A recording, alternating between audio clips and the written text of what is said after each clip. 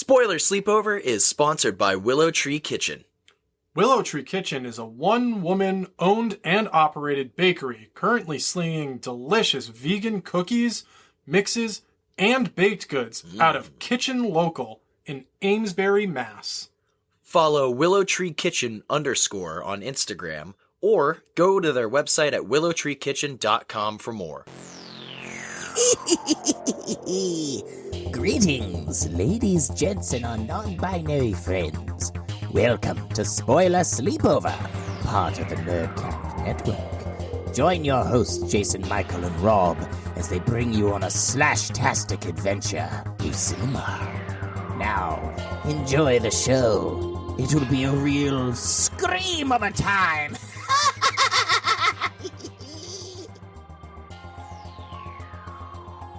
Welcome back to Spoiler Sleepover, everybody, and Happy New Year's Eve. That's right. It's about time to go on to the new year of 2024. Who ever thought that we would get here after 2023? Not me. So, everybody out there, we would like to just thank you for this awesome year. 2023 has been the year of Spoiler Sleepover. I mean, we started in this year, and we've made an entire year. We dropped 2 seasons in 1 year. Like, that's bananas. Fucking rules. Yeah. And, I mean, throughout this experiment that we've been doing, turning into this amazing podcast with just the best fucking suckers out there and what the best Dude, we have fans. I know. It's fucking nuts, dude. But anyway, from the top and the bottom of our black and frozen hearts at the end of this wintry season and our slime-filled arteries, we want to thank you all very, very much. You have been the best suckers. The fact that we started this as kind of like a shooting the shit over a real crap movie, but also a real great movie to start our actual first episode.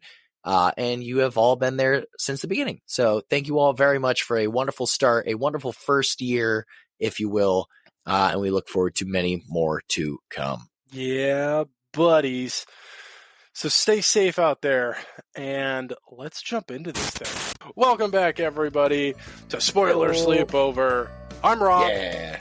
I'm Jason Michael. Man, Now, oh man. We've got quite an episode for you this evening. First off, boy howdy do we. we've got a wonderful episode for you on this day. First off, I hope you all had a wonderful holiday, but we're not out of the frozen woods yet because, Rob, this evening, we're going to be talking about the wonderful movie that was released, very small release, last year in 2022. Very small. And then out of nowhere said, yeah, we're not going to do a video on demand release. And then said, you know what? Boom. For October, here you go. We're talking about 2022's The Mean One. Starring Mean one. David Howard Thornton, Art the Clown himself. The Shakespearean actor himself. Yeah. Which, like, it's incredible. He was a Broadway actor and a mime, trained mime. Yep. Is there nothing this man can't do? Time will tell. Time will tell. Yeah. There's going to be something. I guarantee we're going to hit a moment where he's going to be like, you know what? I need a break from horror. And he's going to do something serious where, like, he's not wearing makeup. And people are like, he's a terrible actor. I hope we never get to that. I hope we never do. That's like an alternate universe. Yeah. I mean, alternate universes gets mentioned in this movie, too. But we're not there yet. But before we get to that, of course, Rob, what's been keeping you up at night? Ooh.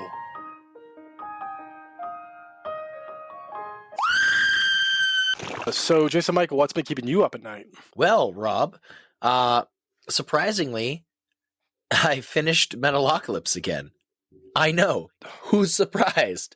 I actually, so for those of the uninitiated to the gears, Season 1, Season 2, Season 3, Season 4, Doomstar Requiem, the clock opera, all on Max. If you want to binge through it, Season 1 is like 11 minutes an episode. There's about 20 episodes. Season 2 and 3, I believe, go to about 20 minutes an episode, and Season 4 goes back to 11. Really quick, really bingeable, awesome. Clock opera, about 50 minutes. Sick. Army of the Doomstar, the new movie that came out earlier this year during August, I think, about an hour and 20-something minutes, and it's all still bingeable. It's the same Metalocalypse stuff. I sent Rob the picture of the title card, and I was like, you know what this means. I'm not going to watch again until January 1st. And hey, that's tomorrow. So expect me to be spending the new year ringing it in with Metalocalypse. You know what's funny is you and I'm not going to say we sat down and watched it. You made me watch the new movie. You just put it on. You didn't say no. You didn't give me an option. You put it on and left. You straight up like, I'll be back in a few minutes. You were gone for 30 minutes. But this is the thing I'll give this movie. It doesn't feel like it's over an hour runtime. Like it feels like a long episode, but that's what it is. It's a long episode. There was never a moment while I was watching it where I was just like, all right, let's move this along. Like the minute the movie starts, it just keeps going. So I have recently restarted, and by restarted I mean continued, but just picked it up after a few months. Clarkson's Farm, Season 2.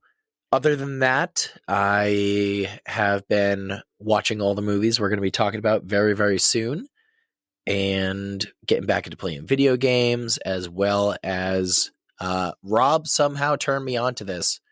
And at the same point, love the actor.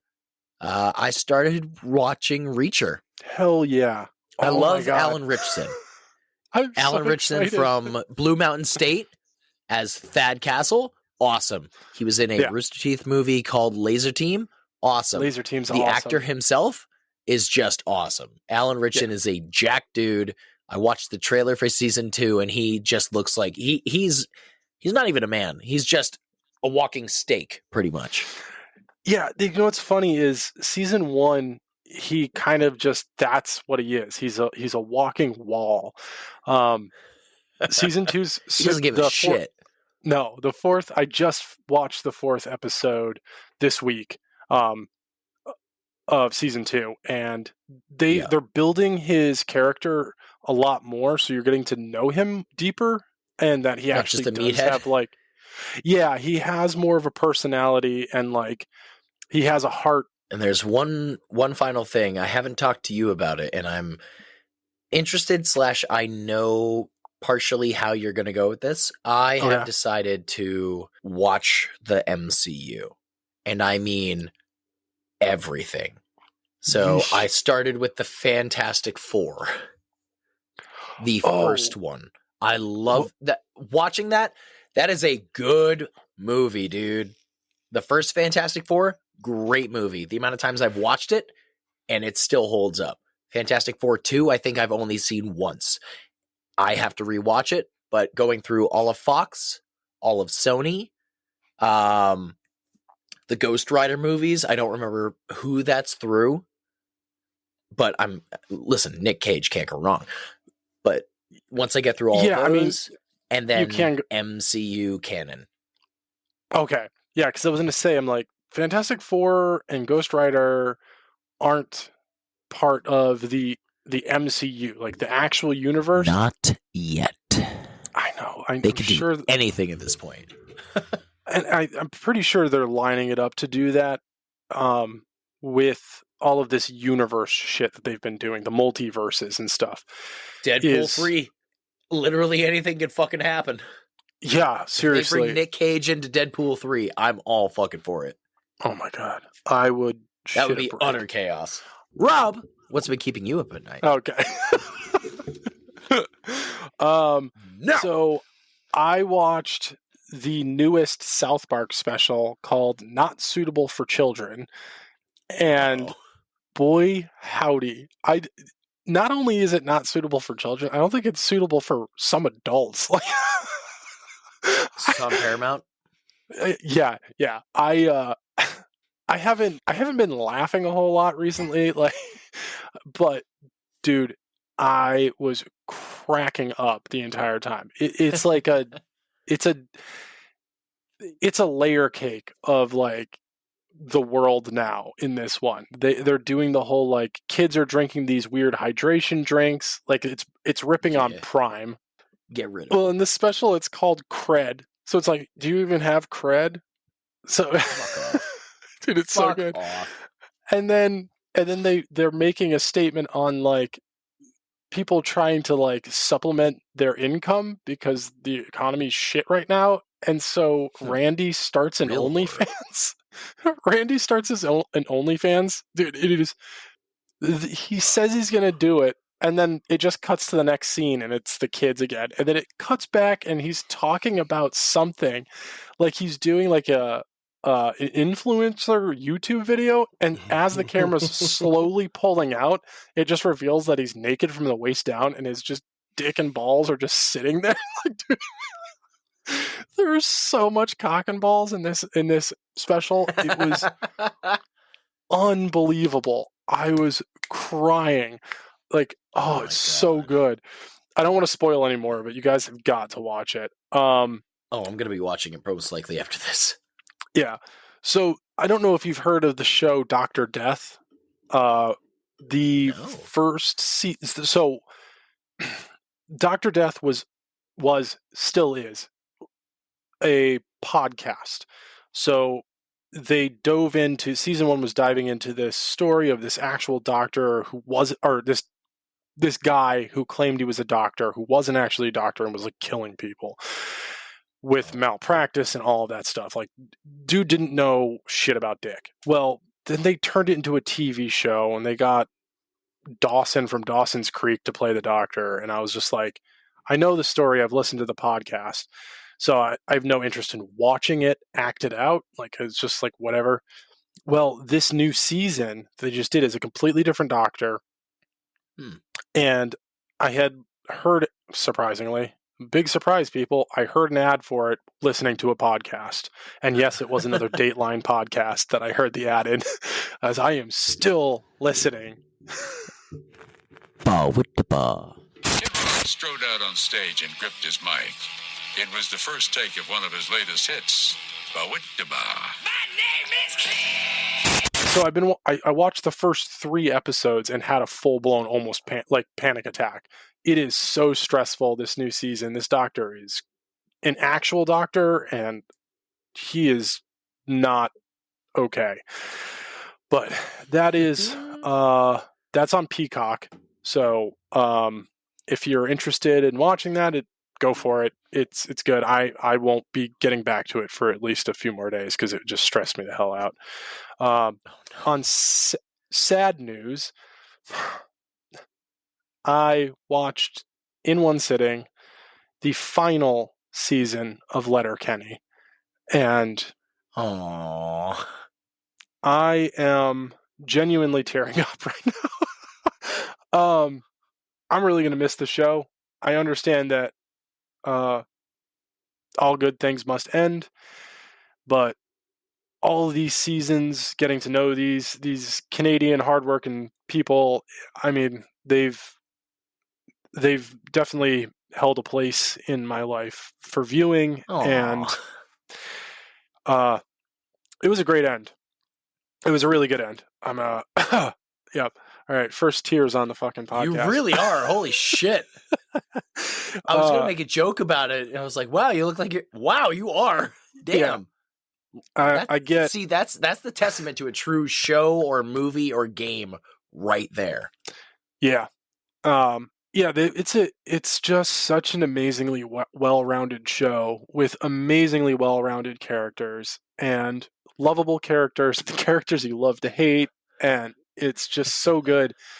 And when they said that this was the final season, I was like, man, why? Like, don't do this to me. But I didn't know how they would end it, and they ended it in the most Letterkenny way humanly possible. And it's so good. I'm going to rewatch from season 1. I was going to say, the new year. You still have the whole back catalog. I mean, I've got for all of them. I've got all 12 seasons of the show to watch. And the best part, here's the best thing, is like, it's like Metalocalypse. The episodes are like 20 some odd minutes long, and each season's only like 6 to 8 episodes. So you can blow through a season in one sitting, which is what I did the other night. I watched all 6 episodes in one sitting, and it was, the first episode and the second to last episode, I was in tears. I was like, wow, this is just, man. And on a lighter note, I stopped playing Crackdown 2. For good reason. So, Christmas was just here, and on my wish list, I put a single video game, just one. I was just like, I just want this one game, and that's it. And my awesome youngest sibling got it for me for Christmas. So, first of all, thank you, Andy. I thanked them face to face already, but I've been playing Zelda Tears of the Kingdom since Christmas Day. Like, I've been playing it nonstop, and if you liked Breath of the Wild, you'll love this one. It's one of those things. It's the same game. They've just changed a few things and added some things into it.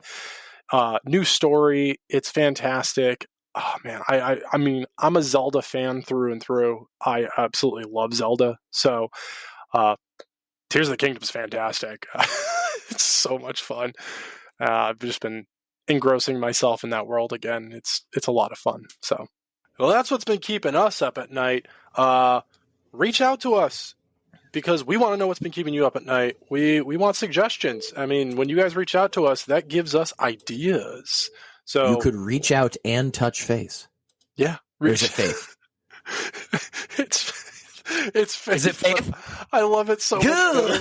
Reach out and touch face, like, sir, could you please back away? Well, before we jump into the episode after our What's Been Keeping Us Up at Night, I got a little Creeping It Real for you. I don't know if you saw the potential news that Netflix released. Also, fuck Netflix, but there it is. Yeah, do it at the top this time.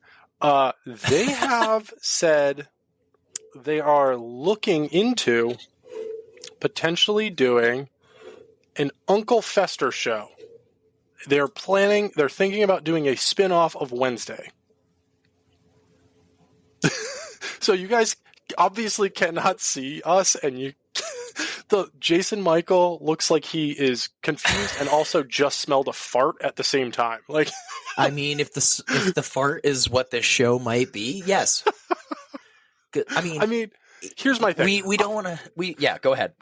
I love Fred Armisen. I think he's hilarious. Portlandia is a perfect show, in my opinion. There's very little wrong with Portlandia. His stand-up comedy sometimes leaves something to be desired. But at the same time, he's just hilarious. And he did a great job as Uncle Fester, as little as we saw him in Wednesday. I don't know what we would get from an Uncle Fester show. When he showed up, I honestly barely remember the show because I started watching it. I was like, wow, this is a really good show. Predicted it from the get-go, unfortunately, which but then when Fester showed up, I was like, oh, that's cool. And then don't remember anything that happened in that brief interaction in the woods. That was it's his, I don't know. I feel like at this point in time, Netflix is grasping at straws. They're trying so hard to stay alive. Yeah. Oh my God. Yeah. I mean, they don't have a good track record. They'll release a show that people love that's arguably very well done, and they'll do a season, maybe 2, and then they'll cancel it. And I think that their worry is with everything with Jenna Ortega leaving the Scream franchise, maybe they're worried they're going to lose her, and so they want to have something to fall back on to keep Tim Burton with them. I don't know.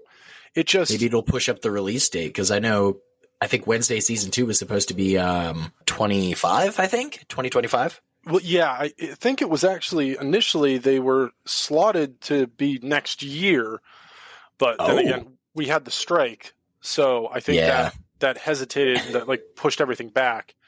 Yeah. But I mean, we got the end of Stranger Things coming up, and it's not looking like it's going to pan out all that well. So yeah, they're just like, well, everyone loved Wednesday, so we'll just do everything. Like, all right, if you're going to give us a spin-off of Wednesday, give us a Cousin It.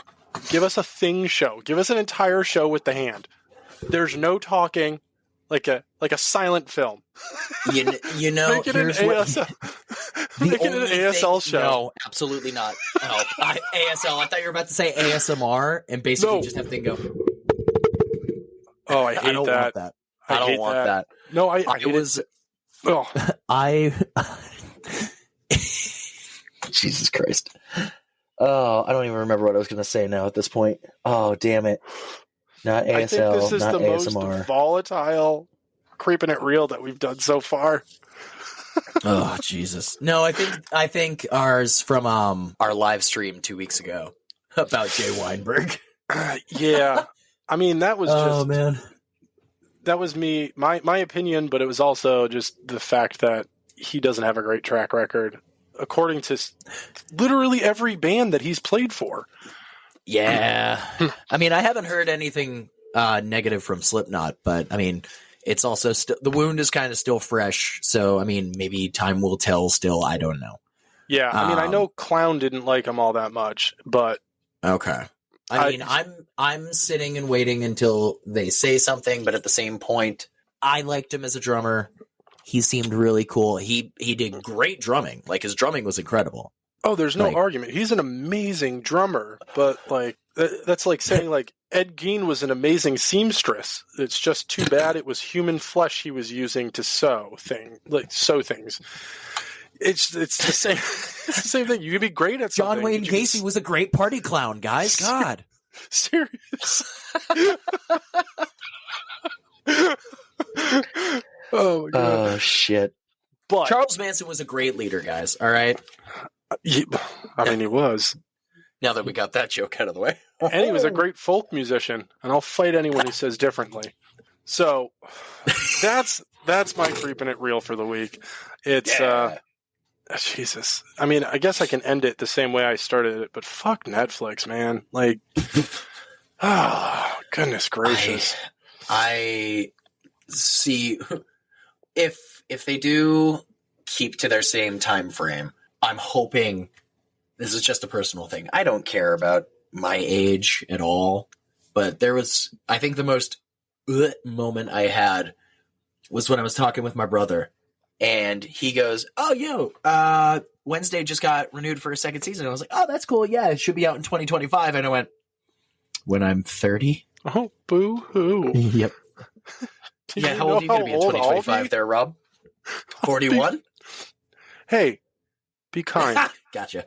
40. 40 in 7 months. Shut up. Fuck off. God damn.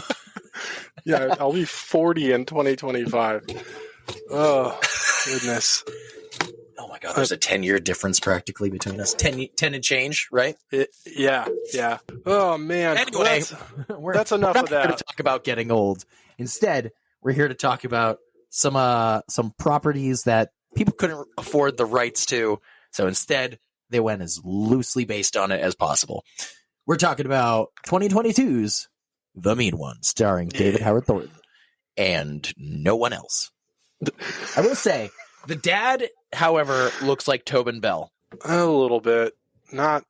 It's like Uncanny Valley Tobin Bell. The best part about him is he's the worst actor in the entire movie. Like, I don't know. All right, we'll get to that. But essentially, the movie starts with a flashback sequence, as it all does, with a nice sultry tone of narration over the wonderful views of the mountain. May I just say, I know the mountain was just thrown in there as like some sort of CG, but any shot with the mountain looks incredible. Yeah, aside from the first shot, but I was kind of shocked. Shot with a mountain. I said any shot, damn it. Don't you threaten me, sir. No, I mean, there was so much like Photoshop throughout this movie that I was like, oh, yeah, because it's Photoshop. Like they didn't just like, all right, let's add this in, or all right, well, I'll have you pose this way. They straight up were just like, does somebody have Windows? Can we Photoshop this in real quick? Like that's what it looks like throughout the movie. There's certain shots throughout the movie. I was just like, they really didn't even try, did they? That and some of the CG blood. Yeah. I mean, CG blood never works for me.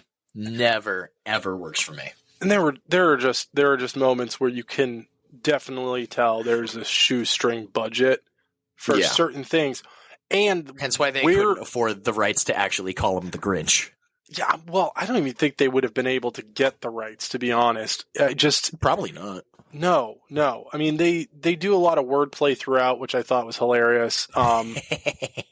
Yeah, I mean, they were just Finch, Mike Finch. It's not even that one. It's Doc. Finding out his full name. Oh my god! No, that was when all of a sudden it was just all right. Weird. He just pieced his name together. Okay, what's the point of that? Slowly piece it together to then have the punchline. Yep, that rules. Like, this is amazing. Yep. But yeah, so as you were saying, we start with this voiceover that sounds kind of similar to the animated The Grinch Stole Christmas Boris animation Karloff, voice. Baby. Yep. And we are introduced to Cindy You-Know-Who, which I thought is hilarious. I put that in my notes. It's my very first note is Cindy You-Know-Who, because I was just like, that's funny. Yeah. So little Cindy You-Know-Who comes downstairs, and there's a Santa or Santa figure in her living room, basically taking presents, moving stuff. And then she goes, "Why, Santa? Why?" Pats her on the head and goes, and like shoos her away. Then her mother comes downstairs. This is, oh man, some of the acting, you just sit there and go, oh. Like, I know she's a child in this scene. Right. But when she just goes, "Mommy, no." It's like, you're a monster. You're a monster. Oh, it's so sad. But mom essentially goes in and starts fighting the Santa. And something breaks, and there's a nail or a spike of some sort that's just on the ground. And the Santa figure picks up his bag full of toys and accidentally knocks her over, and she falls neck first onto the thing. Yeah, I mean, she beats him with a giant nutcracker decoration, which I thought was hilarious. So may I say before we get to it, because there's going to be a couple scenes coming up, one of the big things I saw for this movie, besides it being completely cheesy and schlocky, which it is, and we love our schlock. You all know the episode on Jack Frost, Rob's favorite movie. And one of the things I saw was some of the kills. It's great, and then it cuts away. Which, yes, there are some points where it cuts away, and it doesn't really show much. But then there's other shit where you see everything. Like when we get to the diner. I thought it was weird that there are so many moments all the way up into the midpoint of the movie where I'm like, is this PG-13? Because there are so many moments where I'm like, all right, the nail through the neck you could definitely show and get away with in a PG-13 movie, especially if that's the first thing and it's like a one and done. But then it just keeps getting like more soft. Like I was expecting them to go all out with the gore, and they really dialed it back and waited for one scene. And I was just like, man. For those of you that don't know, David Howard Thornton has played Art the Clown multiple times. And if you know Terrifier and you know Art the Clown, you know the gore and you know the violence he can get up to. This, unfortunately, could not pull off the same magic. But at the same point, David Howard Thornton could do no wrong in my mind. Jesus Christ. Yeah, and David Howard Thornton could do no wrong in my eyes. I want to say that's probably why I was expecting it to be way more gory, was because it's David and he's Art, and I was just like, oh, okay, so it's going to be like brutal. Yeah, Art the Grinch, but it was not that at all. Yeah, no, it was definitely more of his acting prowess, like him being a practiced mime, a Broadway actor. It's definitely more of the physical acting versus the, hey, this is what I brought with Terrifier, I'm going to take that and bring it to here. No, it's his character and them doing what they can with it. And they did what they could. They did something. But anyway, Mom gets a nail through the neck, and then years and years and years later, we come back to Newville with, well, honestly, the opening credits look like a pirate text. It's like, "Yarr, we be searching for the mean one up in these mountains. Our boats can't make it up there, but we will." That's what I want now. Do you know that they're making another one, right? Mean One 2? Electric Beetaloo? Yeah, they announced it this year. Well, I mean, it's the story of Max. We don't really get. I mean, we got a Max in the movie, but we don't really get. A prequel. Like, we don't really get the backstory to the Mean One in this movie at all. So, if they wanted to, they could do a prequel. Not really. You're right. Yeah. Okay, yeah. And, I mean, if you do a prequel, just go all the way back. Do a pirate one first. Then just move forward in time. Oh, my God. The Mean One's so old. He's been around for the pirates, the Knights of the Round Table, cavemen. Why not? I mean... Dinosaurs versus the Mean One. When was the last time... So we've gotten... Western horror started to become a thing, and then just kind of died down real quick. We got it for like 2 years, and then it stopped. Where's pirate horror? Have you seen a pirate horror film? I haven't. We've gotten... just... Give us some...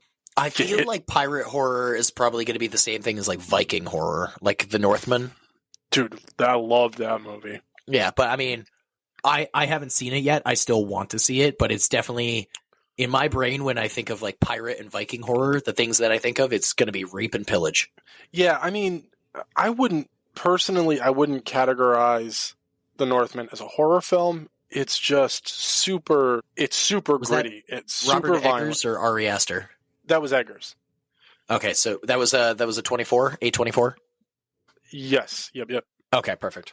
Yeah. So what you're saying is it's good. It's very good. I saw it in theaters, actually. I'm waiting for the director's cut to get released because the ending fight sequence was very obviously digitally censored. And I'm curious to see if there's a version like... All right, I'm gonna spoilers. The two main characters have a battle inside of a volcano, butt naked, and that rules. the smoke or the heat from the volcano censors them literally from the waist down. So I'm like, was Alexander Skarsgård butt naked for real? And then they were like, "That's too much dong." Give us the dick cut. Give us the dong cut. Yeah, seriously, but. Yeah, that's a conversation we should have with Dead Body Bathtub because hell yeah, I'm here for it. Dick quota would be met if that was an uncensored version for sure. Yeah, dude. But anyway, back to bring to the back, movie. Yeah. So we come back to Newville. I think it said 20 years later or something like that. Yep, it's 20 or years. It was inferred. Yeah. So they're driving in. Cindy, who's getting a little bit of PTSD going, and Dad is just, "You sure? We don't have to go. I can turn the car around right now." She's like, "No, I have to go back. We have to do this." They're driving in with the stupid car, reindeer antlers, and the Rudolph nose. I laugh every time I see those out in public. I cannot stand those. I just roll my eyes. Pretty much. So they're driving through, and they get pulled over by a cop who... he looks like some other actor, but I can't remember who. Yeah. But his character is just such a pushover. I cannot stand this deputy. What's his name? No idea. Exactly. I wrote deputy down on all of my notes. Same. Yeah. He's the most insufferable character throughout this movie, too. I could not stand him. It's just, he's very like, oh, hello, ma'am. Ma'am, did you just call me ma'am? Ma'am? All right, move on, guys. And that interaction, that interaction, I really thought they knew each other. Because it was like... It seemed like it, right? Yeah, and they have no idea. They don't know each other at all. I think it was definitely funny, though, when all of a sudden he's just sitting there staring at her like, eh. And then Dad just goes, is there a problem? Yeah. Just pans back into the camera like, stop staring at my daughter. Stop it right now. Yeah, my notes say find out the most awkward flirting ever.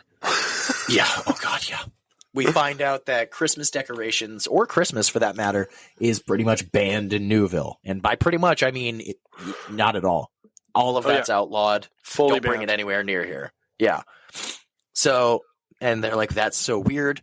They go to the house.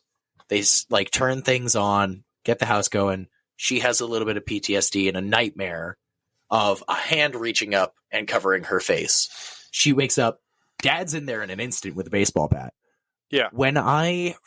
So this peek behind the curtain, this is the second time I've seen this movie. I watched it at first because my family came up to visit and we were going through like, what do we watch? What do we watch? And my mom saw the mean one and she's like, yes, let's watch that. I was like, okay. And she thought the same thing I was thinking. This is a weird relationship between this father and daughter. Oh, yeah. He's uncomfortably touchy-feely and like, it's almost like it's a older man with a younger woman kind of relationship. I mean, it's not even like you can't just put it all on him either, because then we get to this like they decorate the house and Christmas stuff and like she's being weird. Like it's just it's a real Freud would have a field day with this movie. I will say, even though it's there's some weird acting here and there. There are points in this movie where it's like, you know what? It's a very Christmassy movie. It's a Christmas movie. Oh, 100%. Where I'm okay with that. Especially, she wakes up in the morning, she goes to a diner, and she's just sitting there. There are several times where she eats or drinks something, and I'm doing air quotes in the air right now, because she's clearly not consuming anything, and you can tell. It's the way she's acting. Because when you drink something, especially, like, I get it, she doesn't have a mustache, but Rob and I both have facial hair. And when we drink something, we have to go meh, with our bottom lip to get the excess. Yeah. Even when I have shaved, I still do that because I try and get all the stuff so it's not just sitting there. I don't have a milk mustache or a coffee mustache or a matzo ball soup mustache. Store-bought. You liar! You son of a bitch! But she Spoilers. She's in the diner. The deputy walks in. Oh, before that though, we meet. Oh God, reminds me of Angela from The Office. We meet Mayor McBean, who is like, vote for a brighter tomorrow or a happier tomorrow, whatever the hell it is. And people are like, "Fuck you! Give me the sticker so I can crumple it away." She recognizes Cindy, even though she hasn't seen her in 20 years. Like, that's not a child anymore. That's a 30-year-old woman. You were like, oh, I remember you. Like, no, you don't. You have no idea who that person is. It's a complete stranger to you. Like, what in the hell is happening right now? So she intentionally walks past her because we'll find out soon enough that the deputy walk in and the sheriff, who honestly is like a Uncanny Valley budget Dewey. Yeah, Dewey. I almost said Doofy, but that's from Scary Movie. He is kind of doofy, though. You're not wrong. But this sheriff is fucking insufferable. Because from the get-go, he's like, oh, hi, Cindy, how are you? And then we get a flashback where she tells young Sheriff Hooper that it was a green man, who killed my mommy. And then he shows her a picture. Is this who? Like the picture she drew, and it's a picture of the Grinch. Or, sorry, the mean one. And she goes, yeah, that's him. And he goes, yeah, that's not possible. There was this green balaclava that was dropped outside your house by some strange happenstance. And for those of you that don't know what that is, it's a ski mask. Yeah. And he basically goes, say it with me, honey. Monsters aren't real. Yeah. And basically, like, draw the man, not monster, the man. who killed your mother. We cut back from the terrible sheriff basically convincing a child, hey, you lied. What you saw wasn't real. I don't believe you. You're a child. There's no such thing as monsters. Fuck off. We cut back to the diner. But essentially dad can't find any Christmas decorations. No place sells them in town. And it's basically... He says that he's gone to all the stores, and all the stores have been like, yeah, we don't sell them in town. Like, we can't. Yeah. Nobody wants another Christmas killer situation, we come to find out. Yeah. Everyone the best part... somehow knows Cindy as the person who brings up the Christmas killer. She hasn't fucking been here in 20 years. Cut the shit. Then we get the most... I mean, it ends up making sense later. We get the most random shot of this Santa-looking drunk dude in a car. No reference to what's happening. And then it's just... I love that scene. Then it just cuts to the dad and daughter decorating the house. Like, you're like, what the hell just happened? Yeah, so in random. Gross Hallmark fashion. It's a dance party, throwing up lights, like decorating the tree, all sorts and such. That dancing at the end of the sequence is so cringeworthy. Yeah. I was so uncomfortable watching them dance. I was like, oh, please stop. Fast forward. And it's through a window, too. Like, it's not like the camera was in the house. So we're just watching them like, oh, yeah, Merry Christmas. Merry Christmas. And you're just like, oh, it's so weird. But when it pans out the window, we get a wonderful view kind of from like up in a mountain, up on a hill, and you just hear a growl. And then we go back to the house where who's going to take out the trash? Rock, paper, scissors, shoot. Oh, son of a bitch. So Cindy, as luck would have it, has to take out the trash. She brings out the trash, and we see something sneak in the door behind her, and it slams. And she goes, ha ha, Dad. Very funny. Turns out, not Dad. Not Dad, yeah. And she's just at the door being like, all right, Dad, let me in. Like, didn't knock. Just talking at the door. You're like, dude, that's not how somebody hears you. Like, you got to knock on the door. Yeah, it's pretty much just like, Dad, let me in, please. There's an old Bowery Boys skit. Actually, it's the one from that has Bela Lugosi, but they're trying to plan a wedding, and some of them are in charge of getting flowers, and they tie a string to the back of a flower truck, and they drive forward, and the flowers fall out, and they go, oh, look at that, some flowers. Must have fallen off the back of the truck. You should get his attention. Hey, mister, you dropped your flowers. I guess he didn't hear me. Every time something like this happens, I just think of the Bowery Boys, and it's one of the funniest fucking things. That just makes me want to watch more Abbott and Costello. I'm so excited. Oh, no. Oh, what a shame, right? Oh, goddamn. But essentially, she goes up, and then Dad is being attacked inside, and it's a lot of like swinging back and forth, some jump cuts. She's like, Dad, no, freaking out. And then he slams up against the window, and in a very quick, some of it looks practical, some of it really looks digital. I think it's like a prop candy cane or just a spike.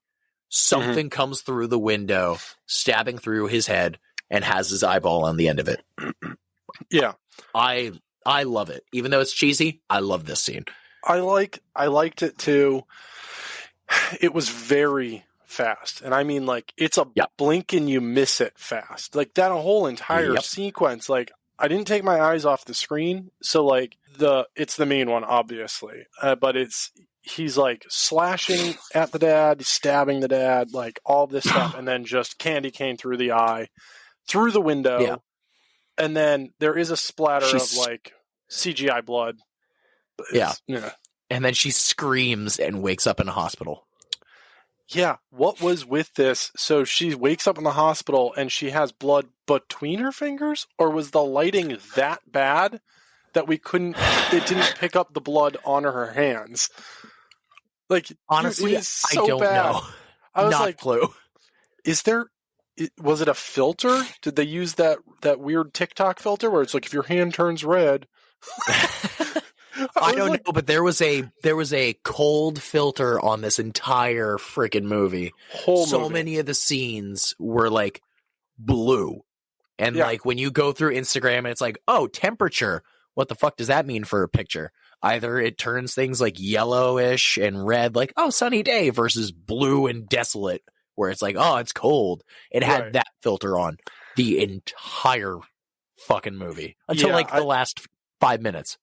I feel like it had to have been either the lighting was way too bright everywhere they were shooting, or the lighting was too bright and they brightened the film, or not the film, but like the digital video afterwards. But like it was almost blown out the entire time, and except for the moments where it was just like, hey, we're in the cave, and it was too dark. You're like, come on, man! Oh my god, figure out your lighting. that whole cave situation, we'll get there. But man, oh fucking man, you want to talk about jump cuts? You want to talk about continuity not matching up? We'll talk about the caves in just a second.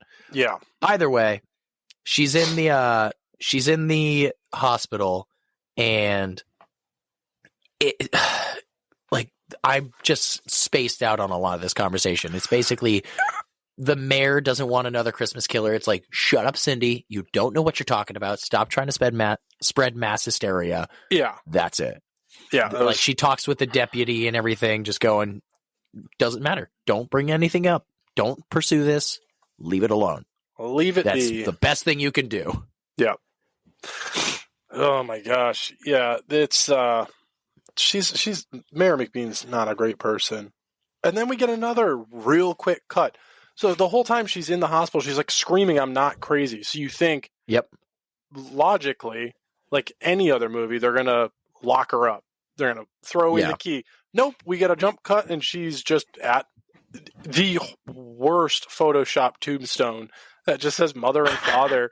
And she's like, both of her parents are buried in Newville now. And it's clearly... To be completely honest, I watched this movie 2 nights ago. I don't remember this scene. Dude, I don't remember a tombstone at all.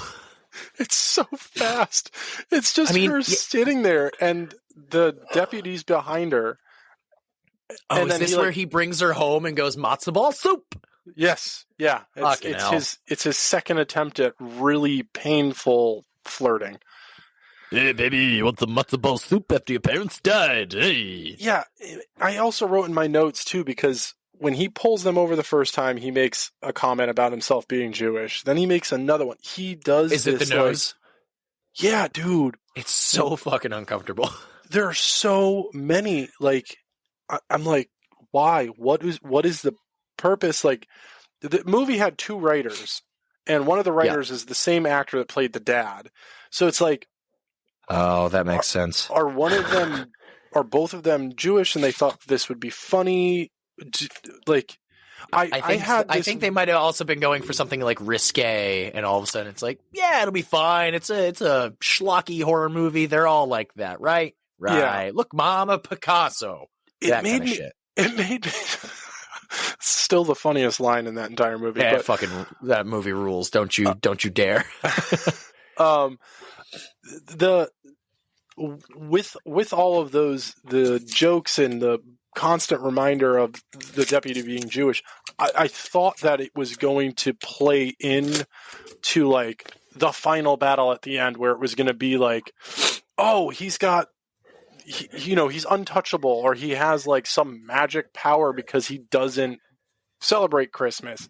But no. Oh my God, if they went down that route, I would have shit. I would have just shit. You can't tell me with the amount of those jokes that there wasn't a thought in anyone's head where they weren't thinking that's where it was going to go. A lot of the dialogue in this movie feels unfinished. It feels incomplete. It feels very vague. There's a scene where the mayor is basically trying to dip, almost. Like, she doesn't want anything to do with this. And the sheriff is just hanging outside the house, just like, what are you doing? Mayor? Where are you going? And it's just so vague. There's clearly something that has happened in the past with these two. Obviously, they're not going to just say, we killed those people back there. We did this. But it's like, there's important feelings in this that are just missing. During that sequence, we find out that the mayor used to be the sheriff's deputy. So it's like, all right, cool. So she was the deputy before she became mayor. It's like, all right, great. But so Mayor McBean at this point is talking to the sheriff and it's just like, we need her gone. Like, she has to get the hell out of here. Yeah, we don't want another Christmas killer situation. We don't want everybody getting upset. We're trying to push to a brighter tomorrow. Right. And then we get this another jump cut to Cindy going into her house, and she is cleaning up her dad's on the ground. Yeah, she's cleaning up her dad's blood, and then finds, this is the most disjointed. I don't know how somebody's brain works like this, but she finds a random flower and then just stares off into space, and then just thinks to herself, she's like, oh, the mountains. So then she just goes for a fucking hike. Well, no, she looks it up. She looks up the flower. That's true. That's true. Maybe, yeah, she looked up the flower. I thought that was kind of cool, but at the same point, maybe she reverse photo searched it or something.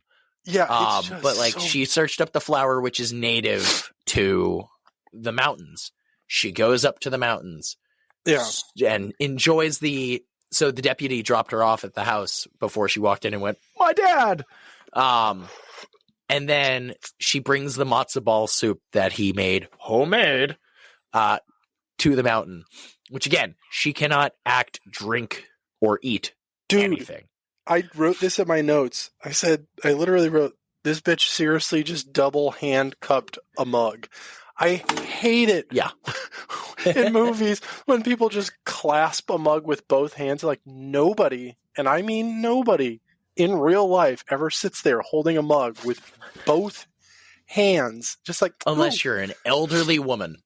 You're not an elderly woman. It's time for my tea. Like, dude, chill. Yeah, she's out in the mountain just snapping pictures. Like, yo, your dad was like literally just killed. Yeah.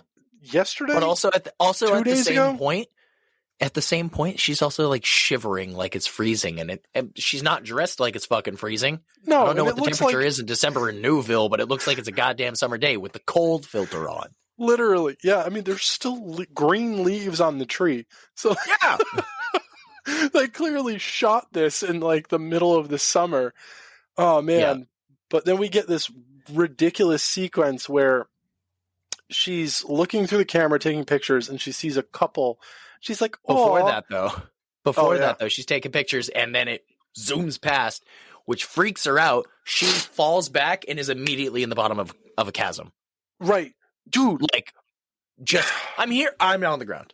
Yeah, and she finds... What the hell was that? She finds a wallet and just opens it, and it's like some dude from California, and she's like, oh, okay. This is mine now. And then she's just out. And here's the best part. Yeah. So I want to connect this now so that anyone who hasn't seen this can just realize how ridiculous this sequence is. She falls down there, climbs back up. Later in the movie, the deputy spelunks down into it. Like, he legitimately, like, rigs up rope to get himself down there. And I'm like, so we're just supposed to believe that Cindy just fell into this thing and is okay. Like, ouchie. Yeah. Like, what the hell? Mother, father, I fell. Oh, never mind. Oh. It's so ridiculous. But yeah, so she Captain stumbles, crawls out of the hole. Yeah, and she walks out of the hole. Fuck that, never mind. She walks out of the goddamn place. And you can tell there was clearly like not anything there because she just walks out from between two rocks. It was just like, all right, the hole's here. No. It's not. And I'm pretty sure later, when we come back to that same exact place, it's not where she comes out. No, God, no, it's not. Dude, they go in and out of that cave in like 3 or 4 different spots, except for the cave entrance, which is like the main spot they keep going to. But like, that must be the most treacherous hike ever. There's just holes everywhere in the ground. And like all these people are coming out here for hikes. Oh my gosh. That's where they die via falling into a hole. It has nothing to do with this green monster in the wilderness. It's just clumsy hikers. Oh my god. But she climbs out and she's taking pictures and sees a couple with a mistletoe She goes, "Oh, that's adorable." And like any stereotypical old slasher movie, just for some reason, pans to the left. It's like, oh my God, something. And you just see a shadowy figure kind of hulking in the side. And she goes, "No," and tries to call out to them. Nope. Dude straight up rushes the couple, starts attacking them. And at first, when I heard this, I heard grunts. And I was like, yeah. Oh. Yeah, it threw me for a loop, but I had to get it out of my mind. He's not playing Art the Clown. He's not playing a silent mime terrifying thing. He's playing a different character entirely. So the grunts eventually became okay with me, but I'm sitting there going, that feels weird to me. Because every time I've seen or heard David Howard Thornton, besides Camp Nightmare's interview, was silence. Yeah. No, it definitely it shocked me too a little bit, but then it made sense because I was like, well, I mean, the Grinch talks. So, like, what would the mean one do in lieu of that? Growl, snarl. Yeah, roar. And then we get, like, David's actual voice making grunting noises and stuff like that. And throughout, it's interesting. But I love the scene where it's like, she's screaming at him, like, "Hey, asshole." And he turns around and you see David's facial acting. Yeah. Which, like, is incredible. When he first turns around, the look on his face, I had to rewatch it because it's terrifying. It's unsettling, and I love it. Would you say it's terror-firing? I'll see myself out. I mean, you would say it. I wouldn't. I will be completely honest, though. As soon as I said it, I was like, what should I say? Terrifying? So, I thought it. I won't say it, but I'll think it. I'm a bad influence on you. You bastard. Oh, you bastard. So she's basically throwing rocks at him, and eventually he scrambles away. Yeah, the whole time she's screaming, "You're real!" Yep. And every rock she throws at him hits him in the head. Not a single one of those hit him anywhere else. Ow. She's got great accuracy. Amazing accuracy. I mean, not with the firearms later in the movie, but I mean, with rocks, better watch out. She's great at hitting walls and nothing with a shotgun. You know the saying, you couldn't hit the broadside of a barn? That's exactly what you can hit, but quite nothing literally. else. You suck. Oh, my God. Dude. All right, so then we get the cut to the woman in the couple being taken away in an ambulance. Jesus, fucking cost a victim, why don't you? Did the boyfriend, fiance, did he die? Because they never really gave a straight answer. I think he did because what was it? She falls off to the side and rolls down a little slight hill. And then like I think he might have been clawed open, I think. I think we might see his guts a little bit. I can't remember. All right, yeah. Or I'm maybe thinking of the diner in a few minutes. Yeah. But anyways, so there's one survivor, and she didn't see the mean one because her glasses got knocked off. But you saw him. You were there, and she's screaming at this woman who just got attacked, and her boyfriend's dead, probably. And she's like, "What do you mean, monster? What are you talking about?" It's just like, fucking leave this woman alone. This poor woman. Holy shit. She's Velma. Like, oh my God. I didn't see anything. My glasses got tough. Like, oh my God. Yeah. And then Hooper basically says, fuck off. Leave people alone. You're inciting mass hysteria. You didn't see shit. There's no Christmas killer. Let it fucking go. And the deputy is like, well, my hands are tied. Can't really do shit about this. Nope. Useless. Yeah. Fucking useless. Cindy gives the deputy the wallet. Like, hey, I found this. Yeah. By the way. Here, progress the plot. Yeah, seriously. Because at this point, it's just been a snail's pace. Like, can we get this? I mean, honestly, the whole movie's a snail's pace. It's just. Yeah. I mean, it's about to get fun. Again. It gets fun. Yeah. So she gives. Let's run through the boring stuff. She gives the deputy the wallet. Deputy looks it up. While he's doing that, she puts up flyers of her blurry picture of like, have you seen this thing out there? She's flyering. Boo. That was worse than mine. That wasn't even a joke. That's what they say. I know. Yeah. That's why it's bad. And then we get the Christmas, what was it called? The Christmas cruise or whatever it was? SantaCon. SantaCon. Boo. Yeah, a bus full of drunken Santas roll up, and the bus driver's like, "Oh, God damn it, I should have never taken this." Drunken Santas just leans in and goes, kisses him. Yeah, I have 2 complaints about this scene. Oh my gosh. So they go into this diner, and the waitress comes up and says, "Hey, by the way, guys, the kitchen's closed." But why do I feel like I recognize her from somewhere? I don't know. She's got one of them there faces. I looked her up and I don't recognize anything to my knowledge. I don't recognize a single thing she's in, but it's like I'm looking at her and like, I swear to God. Yeah. But she says the kitchen's closed, but they can order drinks, and I get excited because they're already hammered. And yeah. Well, she says she'll give them iced tea. So here's my first complaint. She goes into the kitchen, and she has a tray that clearly has a pitcher of beer on it that is not iced tea. And for a solid, let's call it 20 seconds, she sits there and just shifts the glass around on the tray. Isn't picking the tray up, isn't putting anything on the tray. She's just... Listen, would you want to go back out to that crew? She's just moved. Dude, she doesn't even look like she's like, oh, I don't want to do this. She just looks like, all right, I'm waiting for the director to tell me to do something. Like, I'm just going to shift these glasses until he tells me to do something else. And then we get a jump scare thinking it's going to be the mean one, but it's the same gropey dude, and she elbows him in the face. Gets fucking elbowed in the fucking face immediately.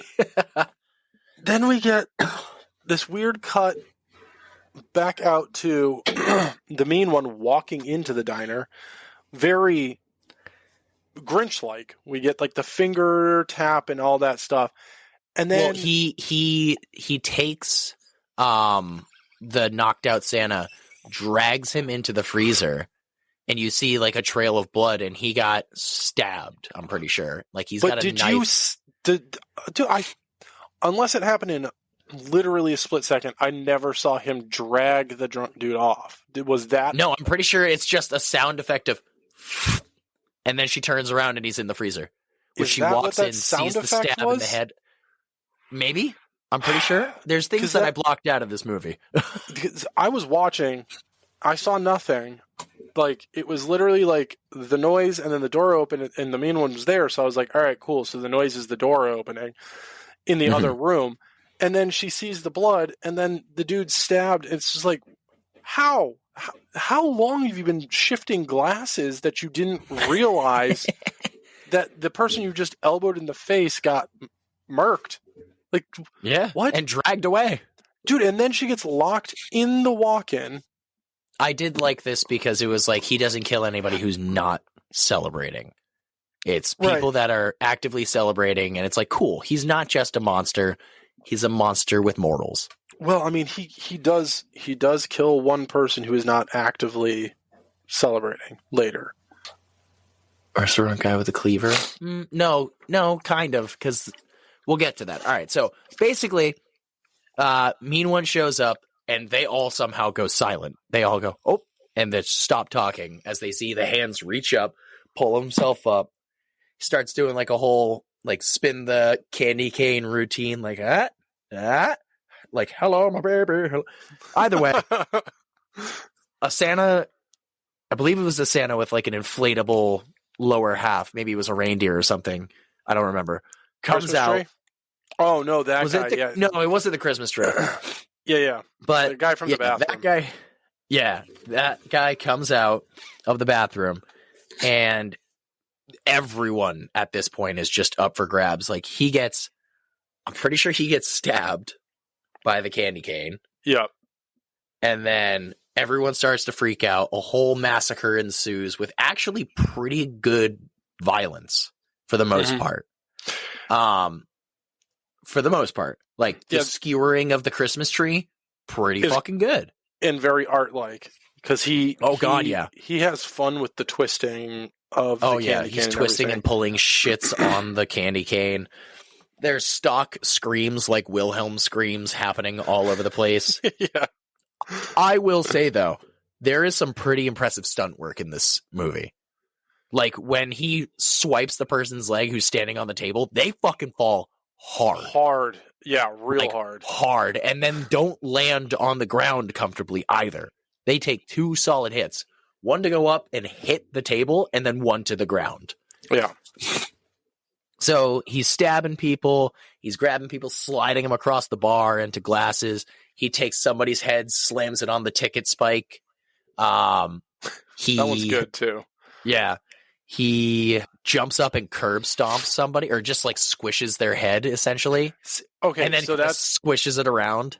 That's my other one that kind of drove me nuts, because I was like, I mean, it doesn't look good at all. It's not even that. It's just the placement, because she's crawling on the floor, because we see her the entire time crawling like through the diner, trying to like get to the door. And then she crawls up and the camera like pulls away and we see the mean one's feet. Yeah. But she's like behind him and he just smiles and then jumps.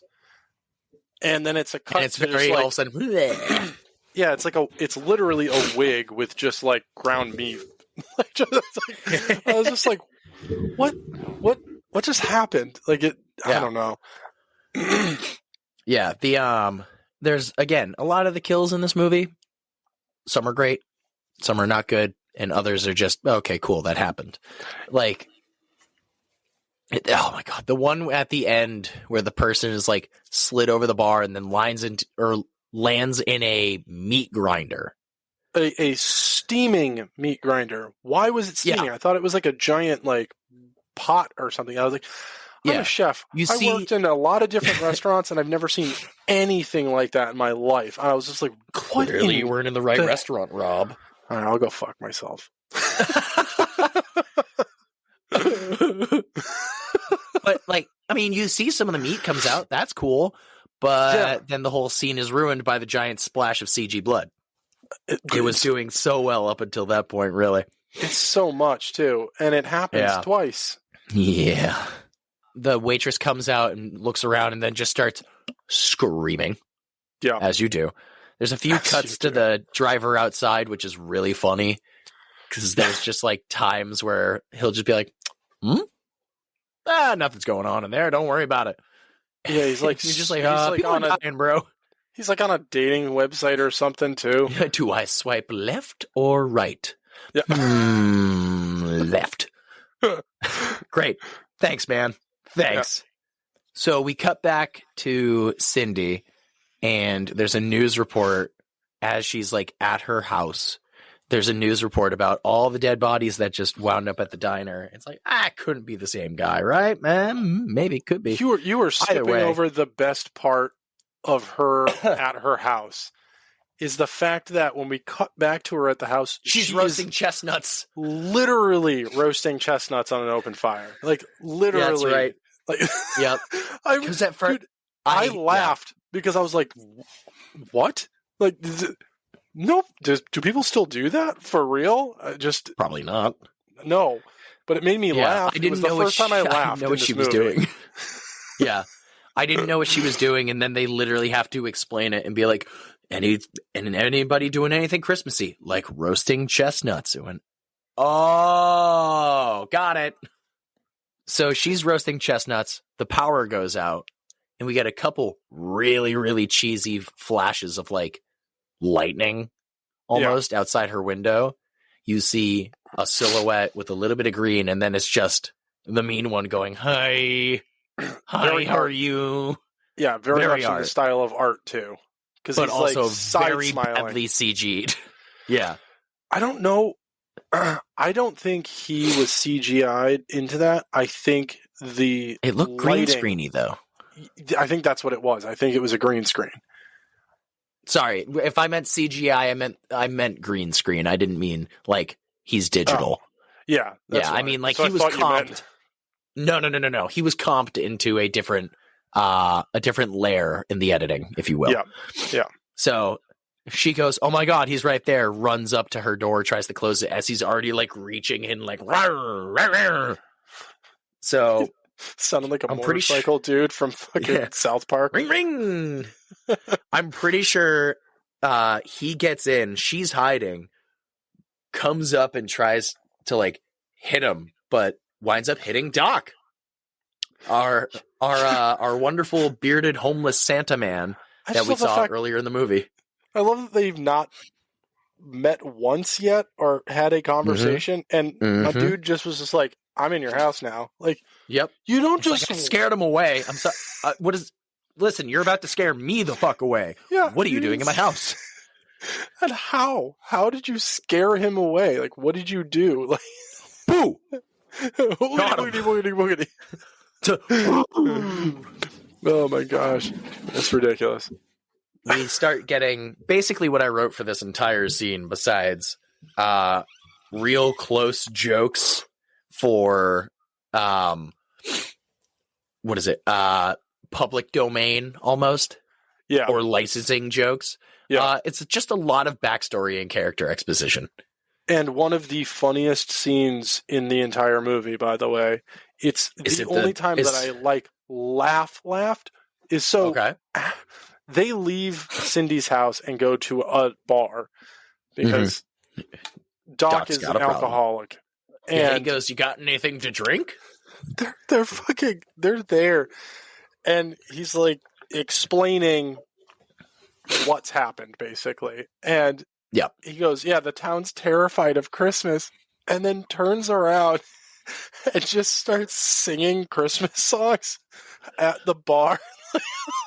But like so off key and high pitch. It was the only moment that I was just like, this is hilarious. Like, this was I don't know why it was so funny to me, but he's just like, yeah, that's not the road. I don't know. See, if that's what he was doing, I wrote it down as he just starts making gibberish sounds because I didn't understand a fucking word.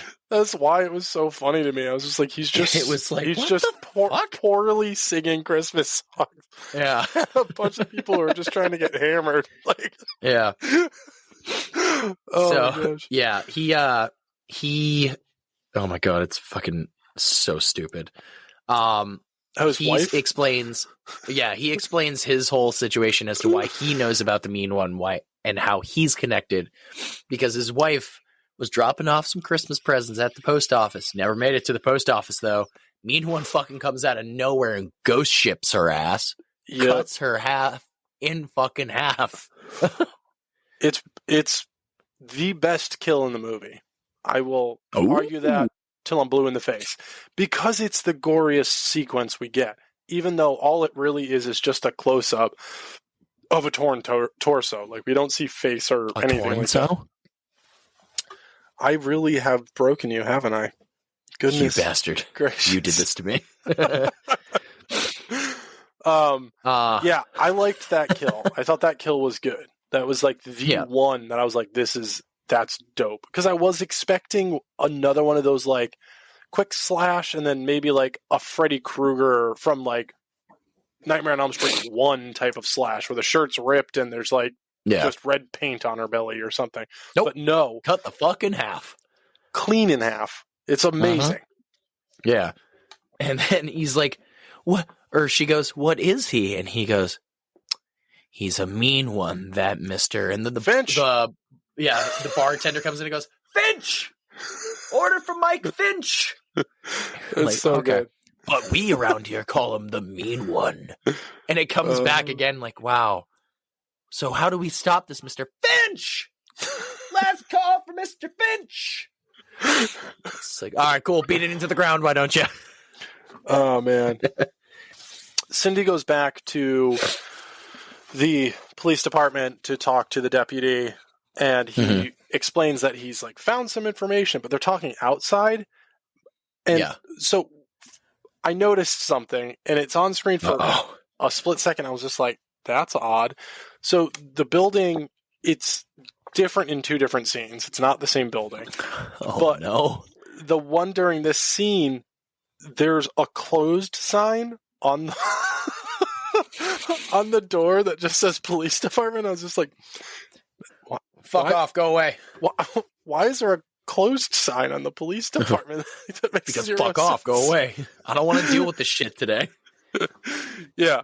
So that's when the deputy decides to go explore more because he wants to find more because she tells him, hey, there were more wallets down there. So he goes spelunking down to the cave that Cindy's just so gingerly fell into and like bimbly like a cat jumped out of.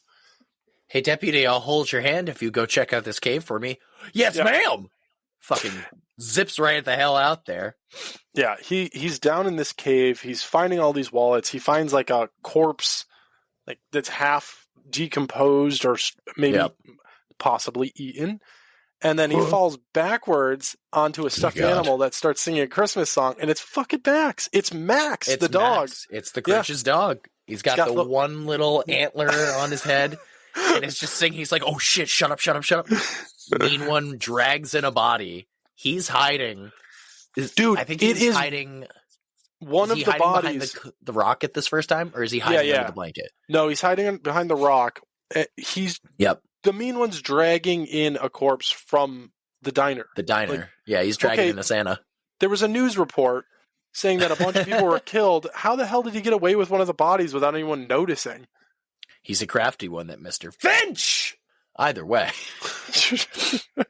Of course, our wonderful dunce cap of a deputy falls back on Max again, and Max starts singing a little song, which he then throws deeper into the cave. The Mean One runs after it, brings it back, and just starts stomping on the thing in David Howard Thornton's fashion. Yep. Very like, you, stop it, fuck you, and just stomps the thing into the ground. At the meantime, the deputy is now hiding under a sheet where the corpse used to be. At the Mean One time? Then, stop it. Mean One leaves and continues to drag the body. Deputy runs out and runs face to face with Doc, who he just grabs him and starts to try and detain him. I didn't even see a gun until he goes, drop it, put the weapon down. He's like, what are you talking about? Oh, he's got a gun. Got it. Perfect. And then he elbows the deputy and he goes, whoa, all right, let's calm down now. Just like, yeah, you lost this fight. You're fucked. 6 ways to Sunday, bro. And this is when we find out that what Doc's name actually is. This scene is hilarious because of the progression of it. Yeah, so his name is Matthias Zeus, which I thought was hilarious. He's like, Zeus? Like the god? And he goes, yeah. And he's just like, all right, Dr. Zeus. No, he goes, all right, well, Matthias, no, Doc, Dr. Zeus. And you went, fuck. You go, I get it. I'm not happy about it, but I get it. Oh, it's so good. It was the other moment where I laughed because I was like, that's ridiculous. I love every second of it. Oh my God. So he's like, I'm going to go kill him. And he's like, Doc, you can't do that. But he shows all the guns. And it's like a moment from Halloween Kills of like, do you have any permits for those? And he just laughs at him instead of like Lonnie Elam and Halloween Kills where he goes, some of them. Yeah, right. I got permits for some of them. Cuts back and we get more character development between Cindy and the deputy. And then he goes, I've got a confession to make. That matzo ball soup. Store-bought. Yeah. Yeah. This scene and she goes, it's another one of those corny scenes. That's why I'm shaking my head. It's just. Oh, okay. They're outside she goes, by a fireplace. Yeah, she goes, you schmuck. I'm sorry. Can I say that? And I went, fucking really? Fucking really? It's more, there's an entire conversation based around him being Jewish in this moment. There's so this is much written of it. By the same guy who wrote the "Is it the nose" line. Yeah, it's oh my God. Yeah. But then we get this like ridiculous shower sequence, which I was like, "Yep, it's a horror movie. It's low budget. You know, we're going to get one of these." Yeah, and turns out it's not real. Yeah, it's another one of those like psycho moments. She's in the shower, and something comes in. Balled. Yeah, and it's the deputy. But then the curtain opens, and the Mean One kills the deputy, and then she wakes up, and then it got real confusing because then the voiceover comes in and goes, at this moment, reality and dreams started to meld into one. And you're like, so did it happen? And then obviously, when you die in your dreams, you die for real. Yeah, right. It's the mean ones like Freddy Krueger also. David Howard Thornton as Freddy Krueger. Dude, make that happen. I'd be interested. I'd be interested to see. They're talking about rebooting Nightmare on Elm Street. I think they said they're going to do it with Willem Dafoe, or that was a fan cast. It's got to be a fan cast. That would be horrible. I love Willem Dafoe. Do not get me wrong. He's an amazing actor. Yeah. But no, he's not Freddy. We need a young face. My biggest worry is I feel like they're going to go and just be like, hey, Bill Skarsgård, do you want it's like, stop doing that with Bill Skarsgård. There's only so much you can give to certain people where it's like, all right, you got this. You're up and coming in the horror world. Let's give you everything. And it's like, but that's not meant for him. Yeah. Just because he's there now and available doesn't mean it's going to be good and meant for him. I mean, he's an amazing actor, and I think not to go back to season 1, but I mean, he proves that yes, Barbarian is a horror film, but he proves that he's a kick-ass actor when he's not being a character. He's not in makeup. He's not the bad guy. Right. And I mean, like, give him more non-horror roles. But I think David Howard would be great. Make him freaking Freddy. That'd be hilarious. He's definitely got the skills to do it. It'd be awesome to hear him do his interpretation of a Freddy voice. I don't want anybody to reboot. You reboot this. Don't do Robert Englund's Freddy voice. If you're rebooting it, reinvent Freddy. Make him your character. Yeah. It's like almost every interpretation of the Joker. One of two things happens. Either you make your own thing and people copy it years later, like Mark Hamill.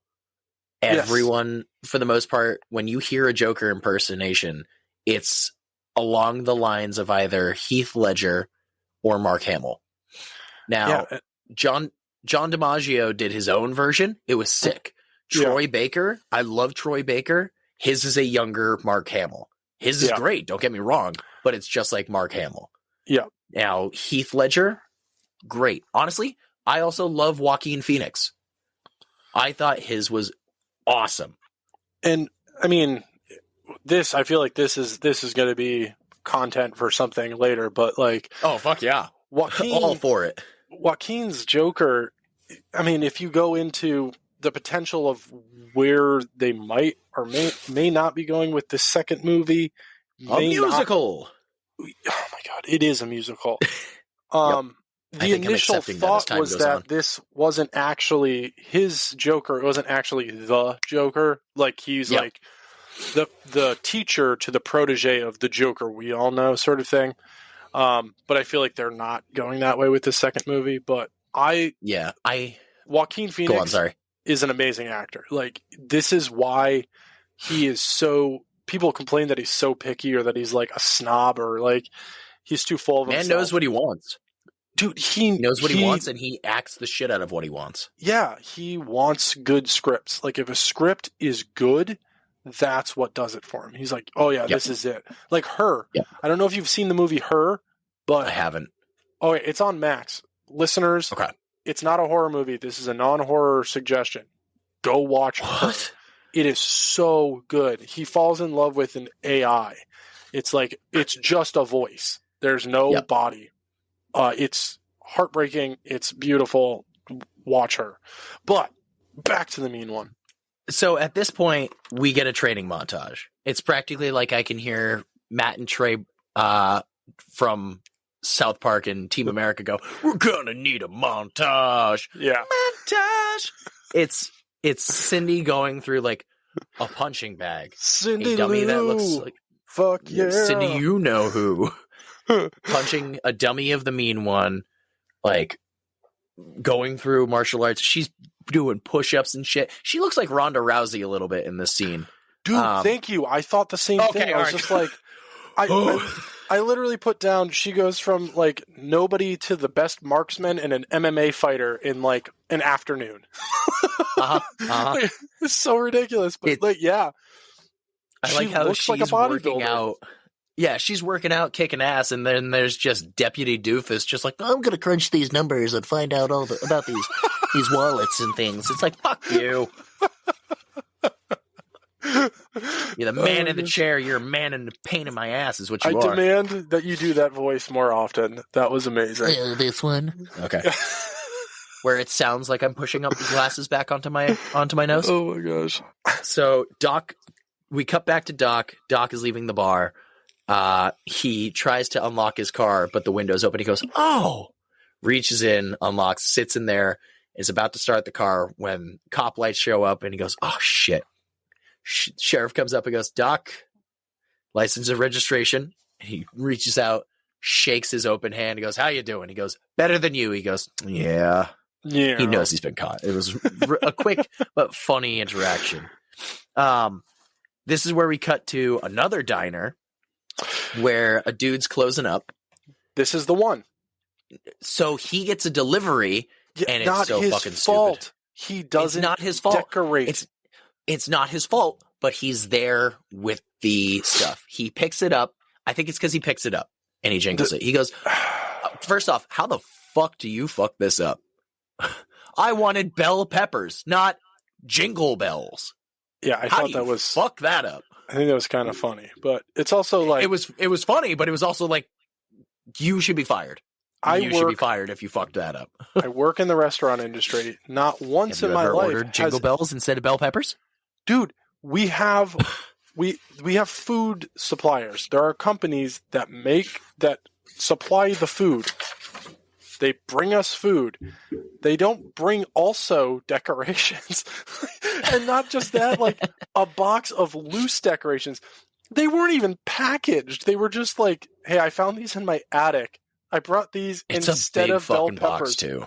Yeah, of random opened mismatched decorations. It's the most random shit ever. Oh man. So he's like, he calls the guy back. It's like, you gave me the wrong thing. Please come get it. And then the mean one sneaks in, takes a cleaver. Shout out to Terrifier 1. Cleaves him in the head. It cuts away. I was like, oh, well, that's not fun. Cuts back. It's like, oh, yay, cool. It's just sticking out of his head. Yep. And then he cuts the fucking dude into little itty bitty pieces and then stuffs him in the box. He wraps him up too. Not well, but he wraps him up. Yep. Guy comes back, picks up the box, and it's like, all right, well, this is my delivery. Let's bring it back. We need a side story of whoever opens the box and goes, oh, I don't know if I should scream or not. What? They didn't get bell peppers. What the fuck? Wait, did you not wait 4 seconds at the end of the movie? Somebody opens the goddamn box? Yes, dude. What? So at the end of the movie, all right, to spoil the end of the movie. We're getting up there anyways. But oh my god. So the end of the movie, the town is saved and becomes like a social media hotbed, and all of these quote unquote influencers are like talking about going to the town and the legend of the mean one, blah blah blah blah blah. So then the movie ends, you get the title card again where it says the mean one, and then credits roll for like 2 seconds. And then it cuts to another influencer who's like, hey guys, I'm super excited. I got my Christmas decorations in today, so we're going to unbox them on the air. And then she just grabs a knife and opens it. And as she opens the box, it cuts to black and you just hear her scream. Oh, okay. All right. So I'm not missing much is what you're saying. No, not at all. But I was going to say... it made me sit through all the credits because I was like, ooh, what's after the credits? Fucking nothing. No, as soon as it started rolling credits, I saw David Howard Thornton and pressed power. Yeah. No, after the main cast credits, you get to see that little snippet. And I was just like, all right, that's kind of great. I'm that guy who sits through the credits. So if you miss it, I won't. If you miss it, that's on you. Yeah, losers. Just kidding. I'm sorry.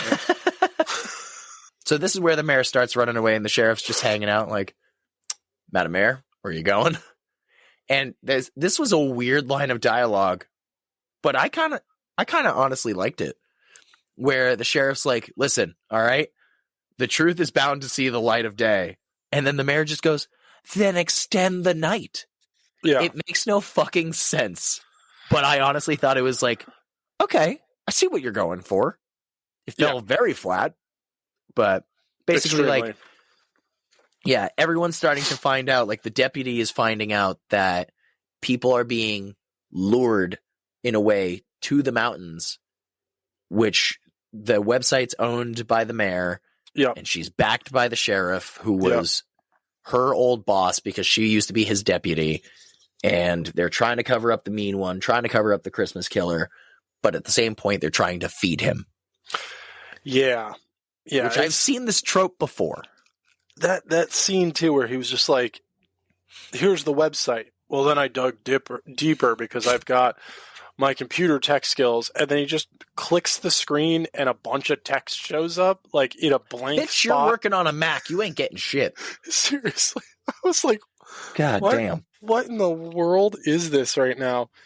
He shows Cindy, this is the Photoshop. He shows Cindy all of these from the missing people, all these photos of them at the mountains. And there's in the background in all of these pictures. One of them, it just looks like the last picture. It just looks like a dude with ski goggles in the background. Yeah. It doesn't even look like the mean one at all. I was just like, this is not good Photoshop either. This is so bad. Yeah. Yeah. There's also, before the deputy shows up to Cindy's house, she's sitting on the stairs looking at the drawing of the mean one, and is like, maybe his head's not screwed on right.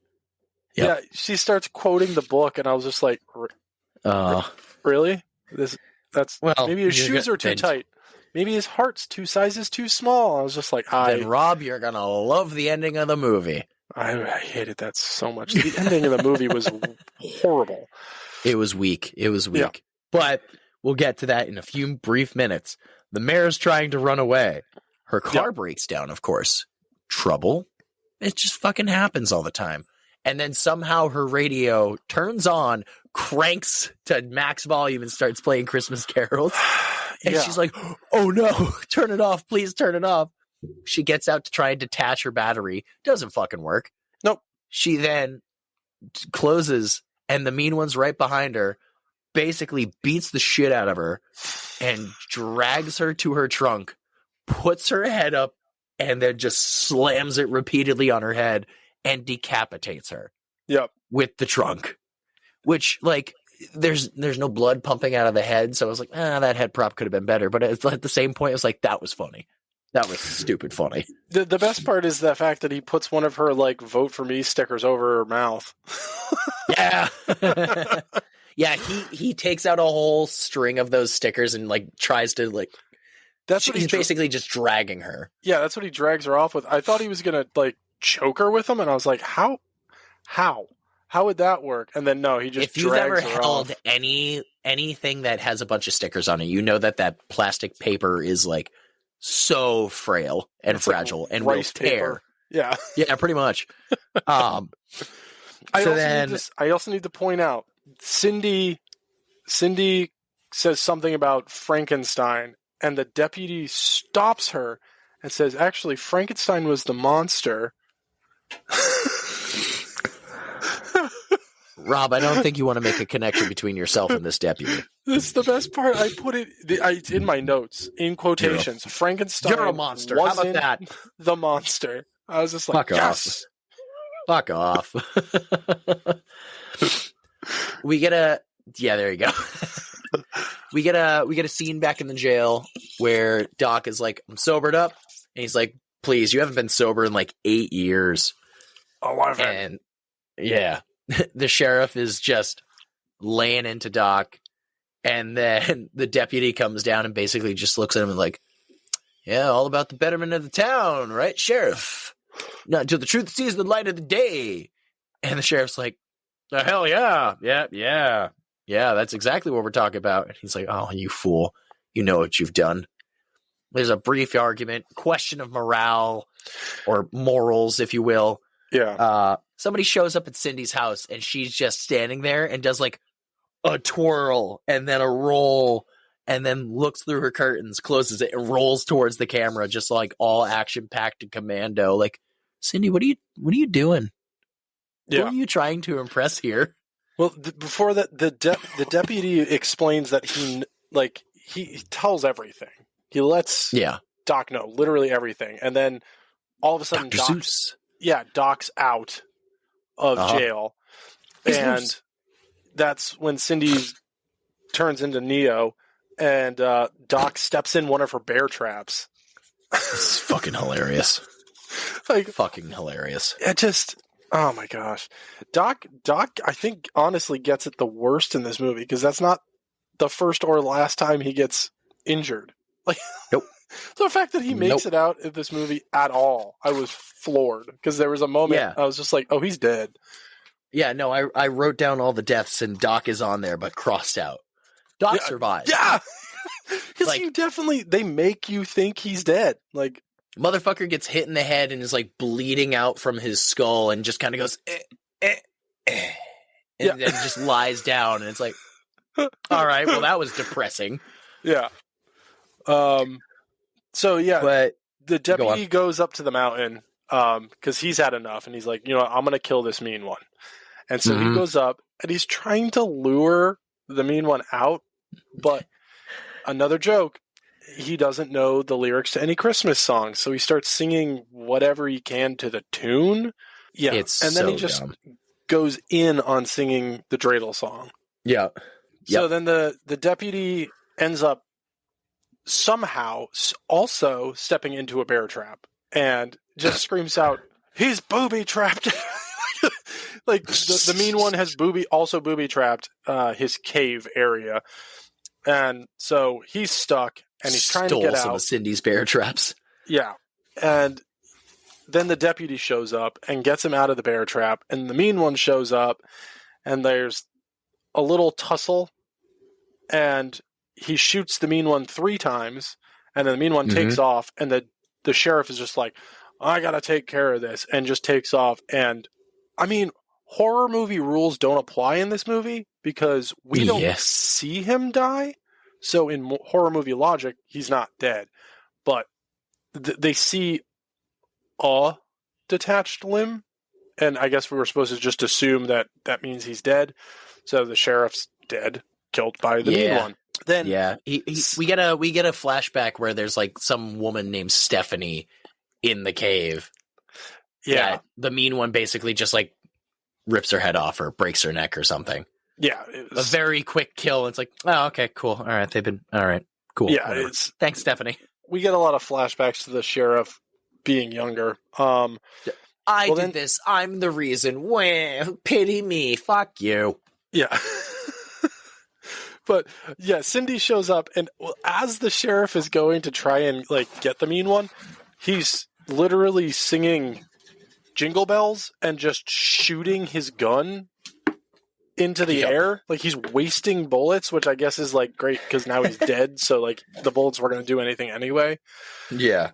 And then we get a quick cut, and somehow Cindy, Doc, and the deputy have all made it out, and they're just hanging out at the police cruiser. And it's a party! It's this moment where Cindy's this is all my fault.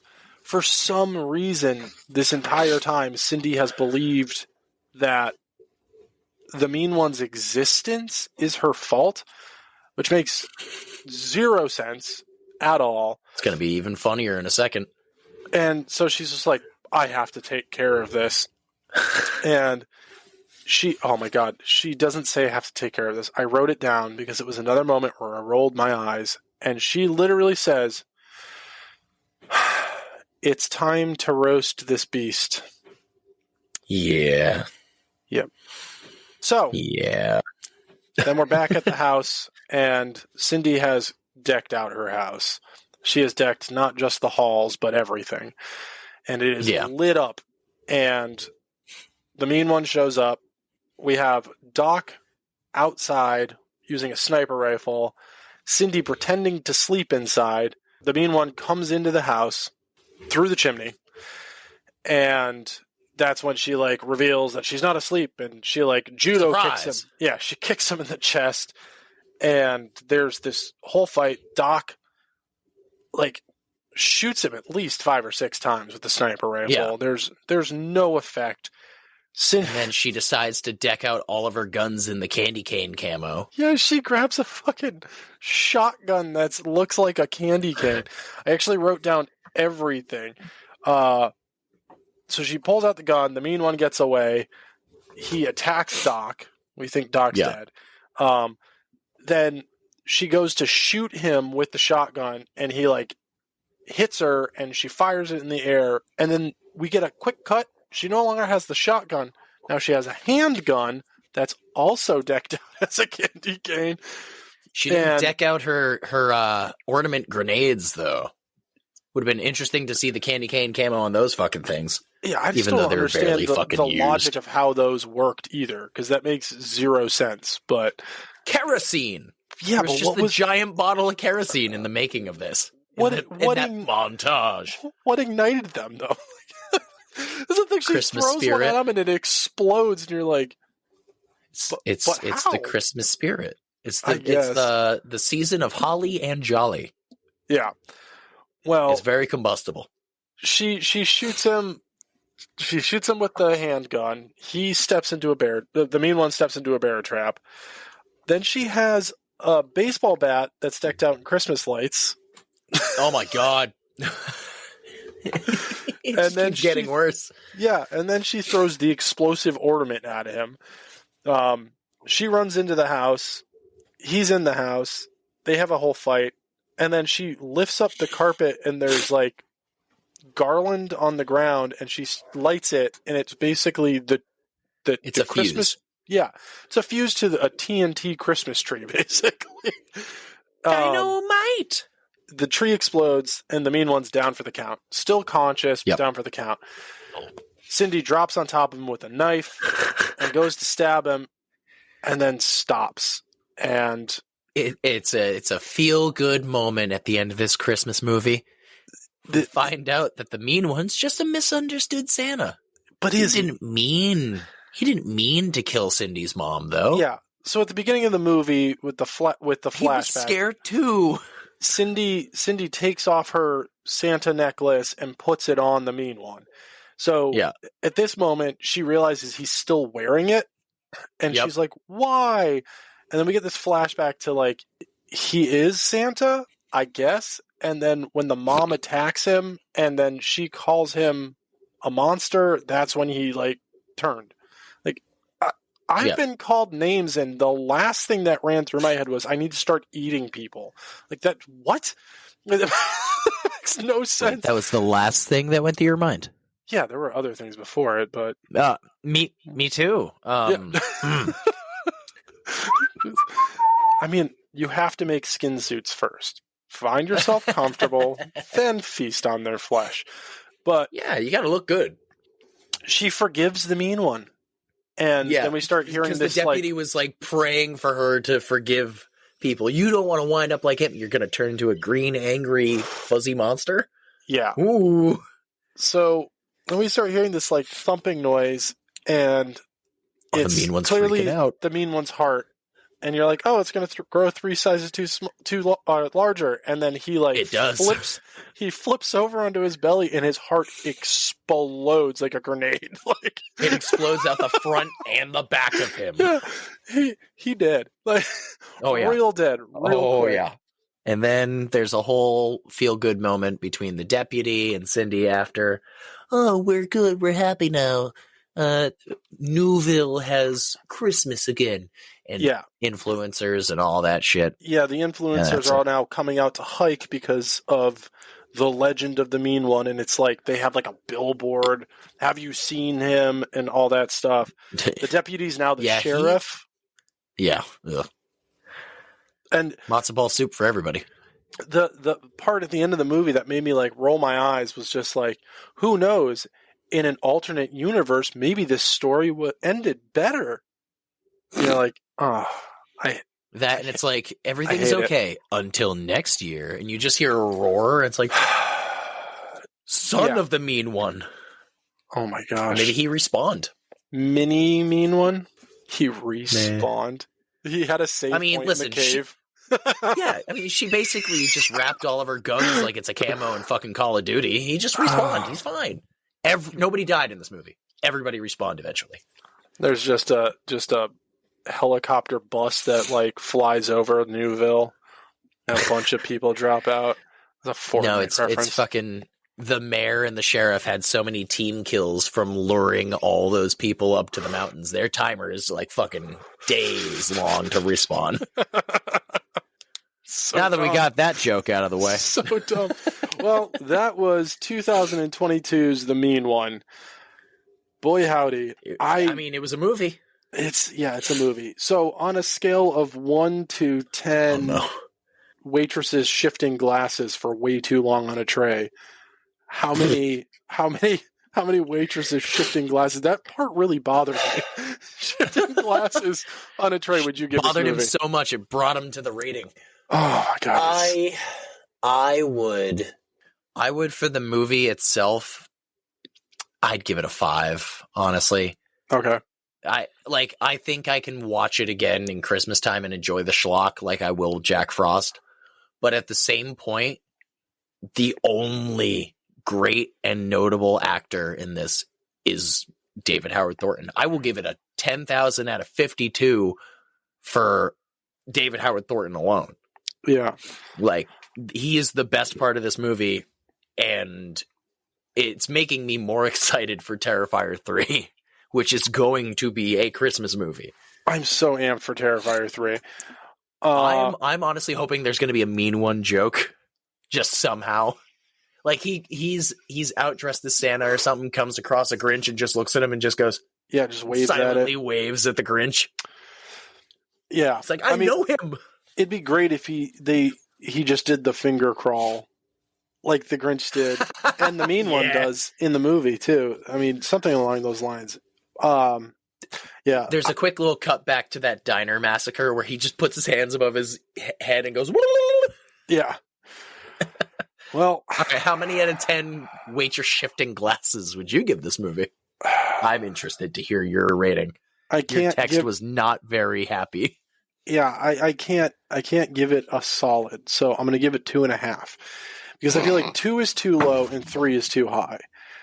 It was not good. I wasn't ready for that. I was drinking something and holy shit. Wow. Yeah. Really? At the end of it, my only thought was, well, that's a movie. Like, yeah, that got made. And here's the thing. I was talking with my brother after I watched the movie last night, and his standpoint is that there's a lot of people right now coining in on doing the horror version of, childhood things. And he's not for any Winnie of the it. Pooh, Blood and Honey. Right. And that was my argument, was Winnie the Pooh, Blood and Honey is good. Like, it has no right being that good. It's a genuinely good movie. It's fun. It's dark as hell. It's violent. It's gory. It's sad. It's creepy. It's very well done. And so after seeing that, I was like, I had such high hopes for The Mean One. I'm like, all right, so this is going to be really funny and like way over the top on the gore. And it wasn't any of that. Like, I don't know. It was not well shot. It was not well acted. Yeah. So 2.5. It gets 2.5. I can't rightfully give it more or less. And the reason I can't give it less is because of David. Like, he deserves the world. The dude he's done so much, and we're lucky to have him in the horror lexicon of life. Like, he's just amazing. So. But yeah. So I think Rob, with that being said, I think it's kind of obvious for our bloody legend of the week. Yeah. We got to give it to David Howard Thornton. There's no one else in this movie. Yes, did people maybe possibly give it their all? Maybe. But it's David Howard Thornton all the way. Through and through. I mean, him in anything. I think the only time that would be a tie is Terrifier 2, because between him and the main actress, Sienna, yeah, they share that one because she's so damn good. Yeah. David Howard Thornton, congratulations, bloody legend of the week. Bloody legend of the week. Well, do you have anyone you want to thank this week? I would like to thank you, Rob, as per usual.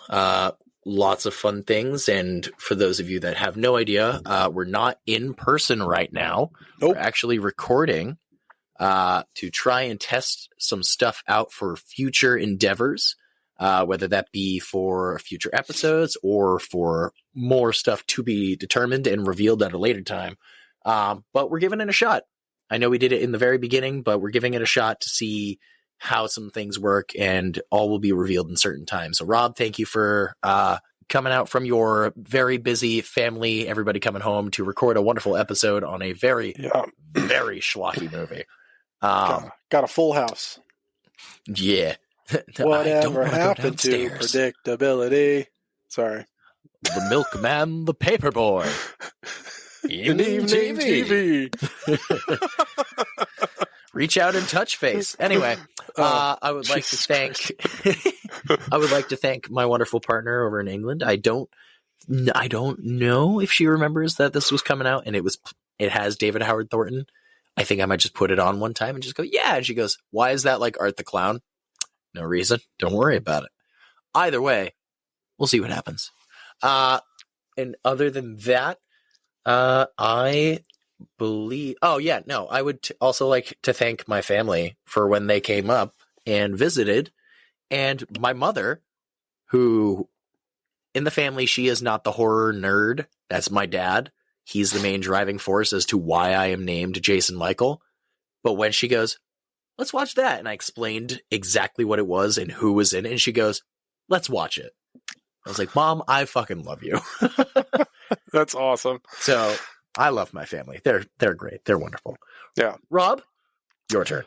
Well, I want to thank you for working around and moving around schedules to make this happen. I'm excited. I'm a little nervous at the same time to see how this turns out. I'm just nervous more or less about audio quality more than anything. So I just hope it sounds good and it doesn't sound bad. But thank you for doing this.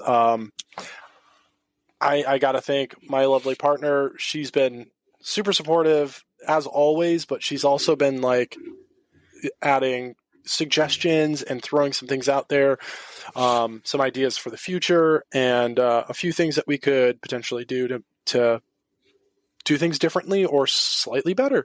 So it's been great for that. As always, we need to thank Anna. Anna's amazing. She's the owner, operator, baker, supreme magician, warlock. Willow Tree Kitchen. Willow Tree Kitchen, yeah. You got to see us on our live stream 2 weeks ago eat cookies that aren't even available yet. Like, what? Like, they're not coming out until next year. They were so good. I actually saved that rare cookies. I saved half of it, and I gave it the other half to my partner, and she was just like, you know what this tastes like? It tastes like the top of a whoopie pie if it wasn't dry. And I was like, holy crap. I think I'll have to have another cookie to see if I can agree with that statement. Oh, what a shame. Yes, so good. But thank you, Anna. She is amazing. You jump over to her website at willowtreekitchen.com and you can order what she has available at the time.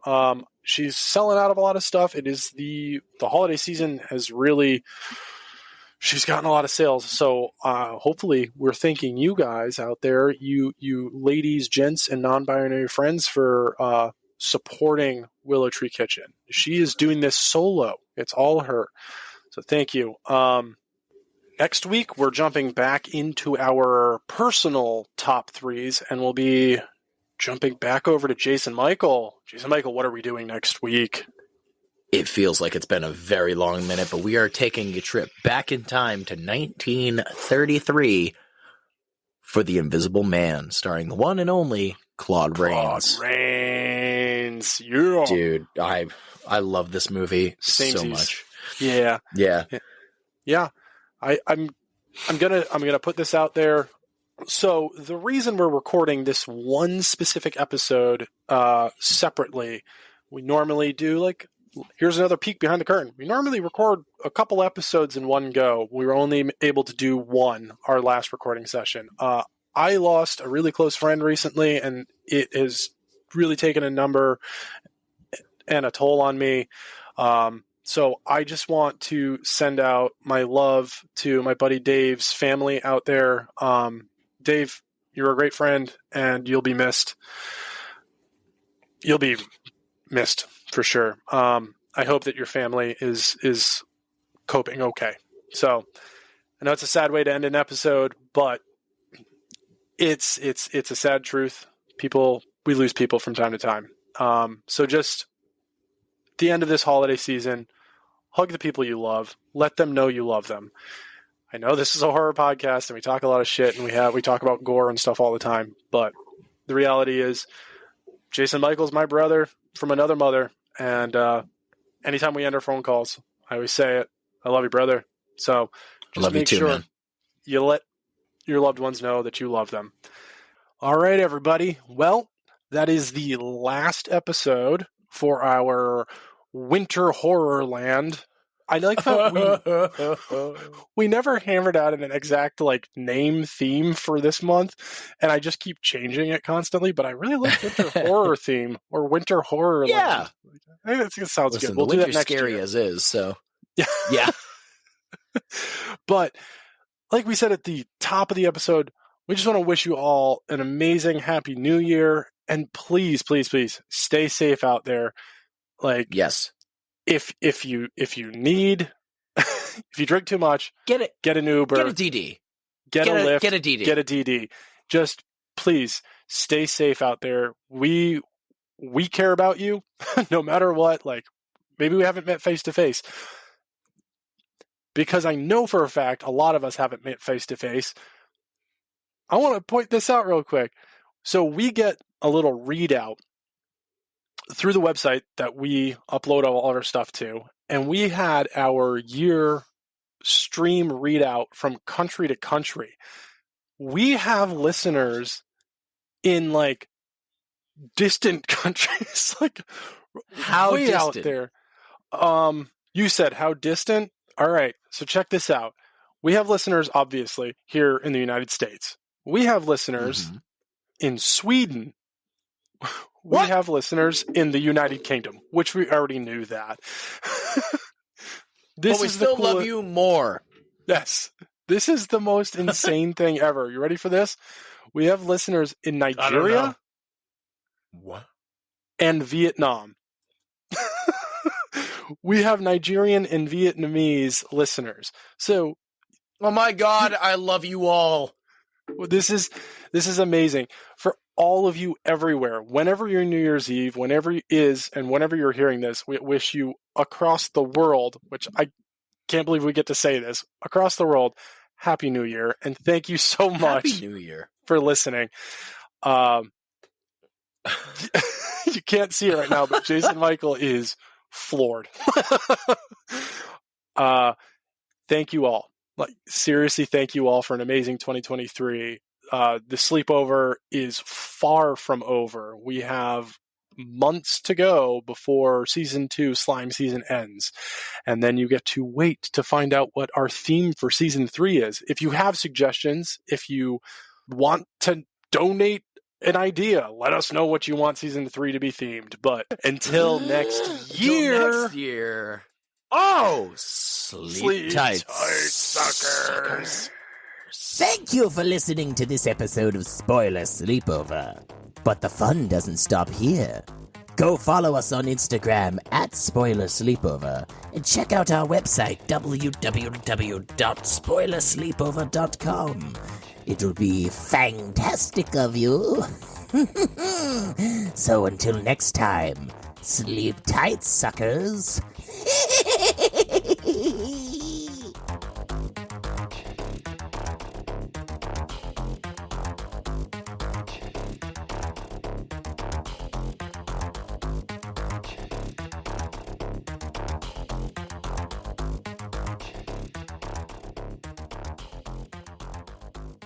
Spoiler Sleepover is sponsored by Willow Tree Kitchen.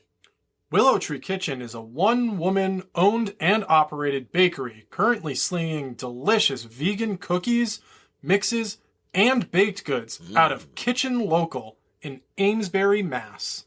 Follow WillowTreeKitchen _ on Instagram, or go to their website at willowtreekitchen.com for more.